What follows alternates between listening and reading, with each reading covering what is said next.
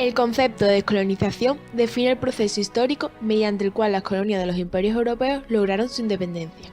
Se trató de un fenómeno esencialmente político, y fue un proceso relativamente rápido, pues apenas duró 30 años. La Segunda Guerra Mundial mostró al mundo la debilidad de las potencias imperiales europeas. El mito de la invencibilidad europea estaba definitivamente roto. Las colonias habían participado en la guerra aportando tropas y recursos. Por tanto, la formación de guerrillas y la inclusión de tropas coloniales en los ejércitos sirvieron para formar militarmente a numerosos cuadros que después lideraron los procesos de independencia. Las potencias europeas tuvieron serios problemas económicos y militares para poder sostener sus imperios, y los deseos de independencia se relacionaban con el desarrollo de las ideas de libertad y democracia. Tras la guerra, surgieron movimientos nacionalistas y emancipadores en las colonias. Sus orígenes ideológicos procedían de tres fuentes.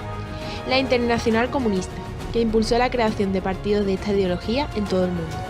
Las ideologías que propugnaban la recuperación y dignificación de las culturas autóctonas, indigenismo, y la defensa de la identidad religiosa, aspecto muy importante en algunos países islámicos.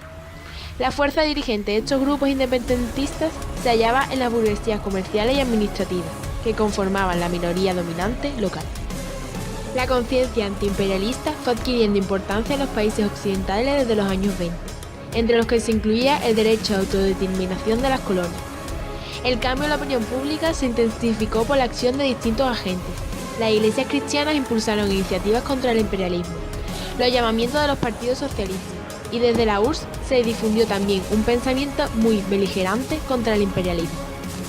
La posición de la ONU respecto del problema colonial, que recogía el espíritu de lo firmado en la Carta de Atlántico de 1941, favoreció el proceso de autodeterminación de los territorios coloniales.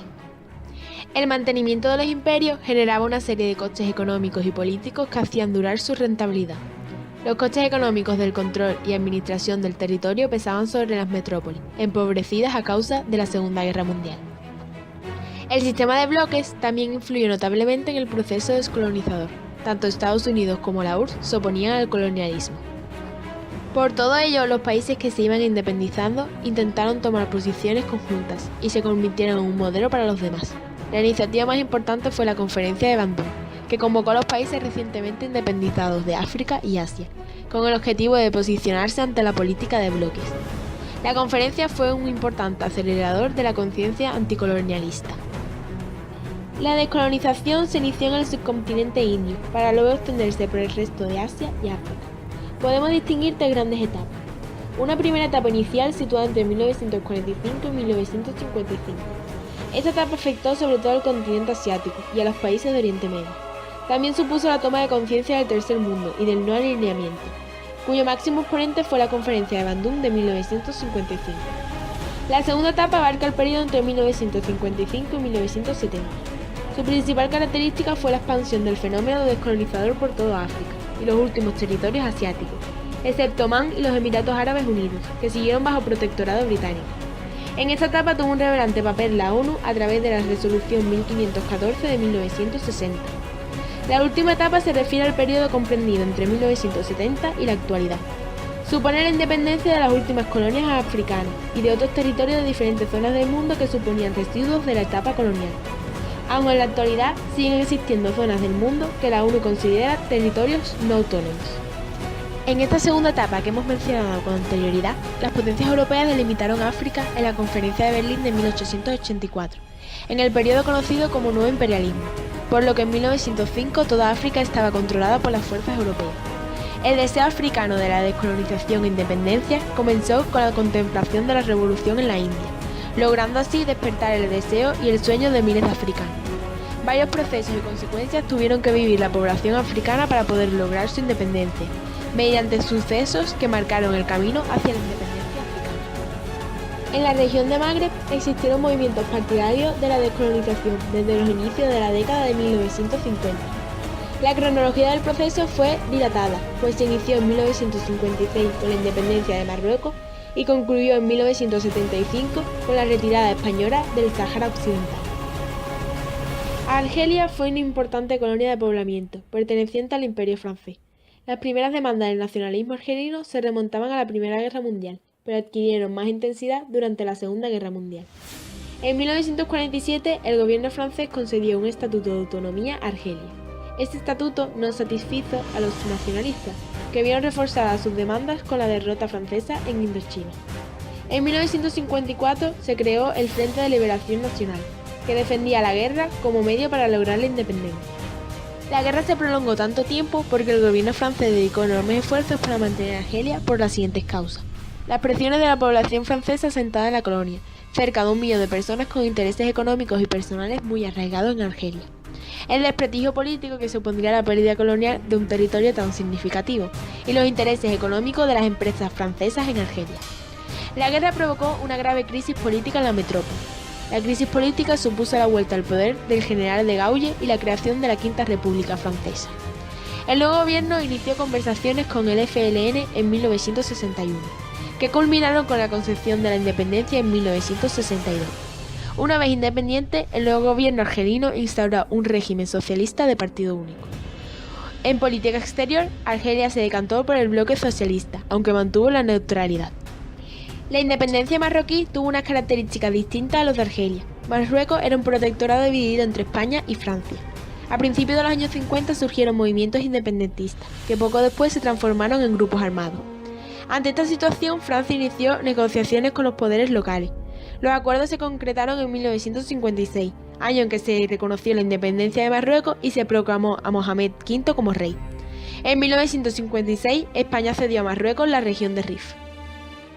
El Sáhara Occidental permaneció vinculado a España mucho más tiempo, pues su independencia no se produjo hasta 1975.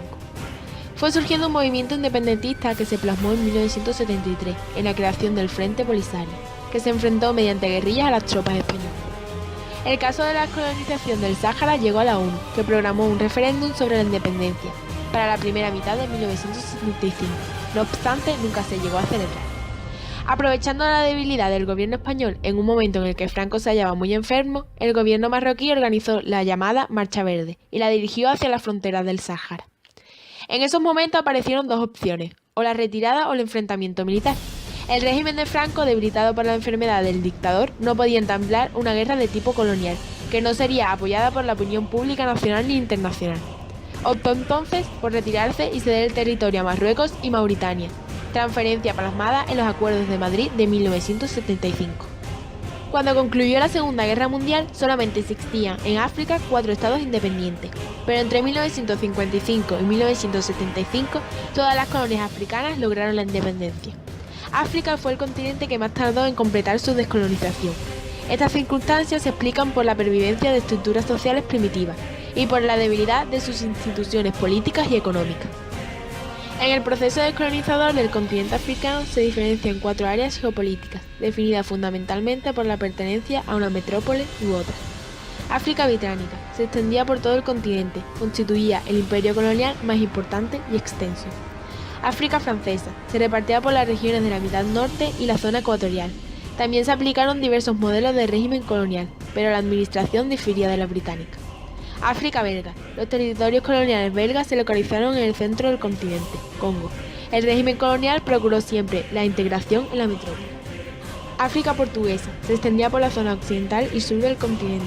Su régimen colonial fue evolucionando también desde la integración a la provincialización de los territorios. La independencia de sus colonias se produjo tras unas sangrientas guerras en Angola y Mozambique.